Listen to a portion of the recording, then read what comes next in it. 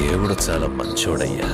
భయ్య బాలయ్య బాబు గారి NBK 109 movie కోసం ఎంతమంది వెయిట్ చేస్తున్నారో పెద్దగా చెప్పాల్సిన అవసరం లేదు. ఎందుకంటే బాలయ్య బాబు గారి అభిమానులు మాత్రం ఈ మూవీ కోసం తెగ ఆరాటపడిపోతున్నారు. సో కాకపోతే బాలయ్య బాబు గారు పర్టిక్యులర్గా ఈ డేట్కి వస్తామనేసి అయితే అనౌన్స్ చేయలేదు. కానీ ఈ మూవీకి సంబంధించిన నేమ్ కోసం మాత్రం అనౌన్స్ చేసే అవకాశం అయితే ఖచ్చితంగా ఉందంట భయ్య. ఇప్పటి వరకు మనము బాలయ్య బాబు గారి మూవీ పేరు ఓన్లీ ఎన్బీకే 109 మూవీ అనుకుంటూనే వస్తూ ఉన్నాం.